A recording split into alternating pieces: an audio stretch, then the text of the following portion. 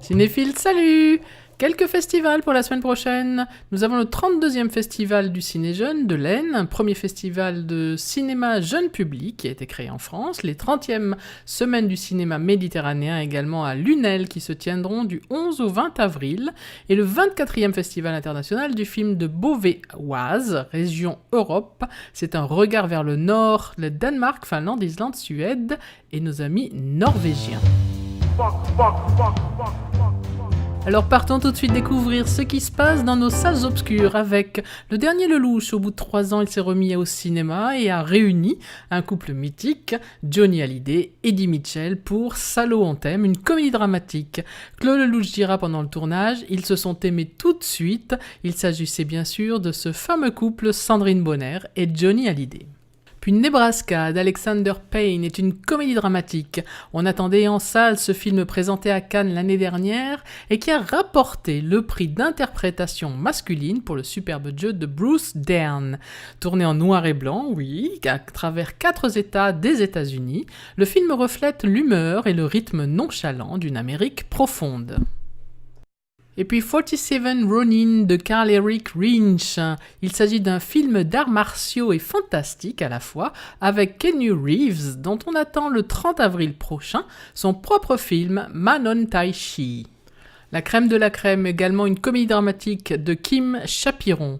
La crème de la jeunesse française s'amuse et profite pleinement de ses privilèges. Tout se vend car tout s'achète.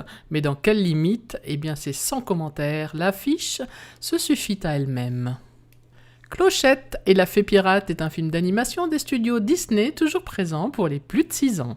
La Pivoleuse, également une animation, mais cette fois sur mode opéra. Ce sont 3 films d'animation italiens réalisés dans les années 60 et 70 par Emanuele Luzzati et Giulio Giannini pour faire découvrir les opéras de Rossini aux petits. Donc 36 minutes d'images et de grande musique. Avis Mistral, une comédie de Rose Bosch avec Jean Reno et Anna Galliena. Léa, Adrien et leur petit frère Théo, sourds de naissance, partent en vacances en Provence chez leur grand-père, qu'ils n'ont jamais rencontré à cause d'une brouille familiale.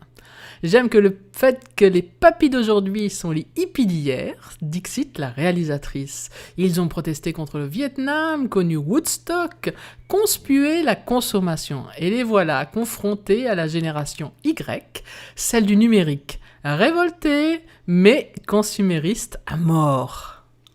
Dancing in Jaffa est un doc de Iliana Medalia.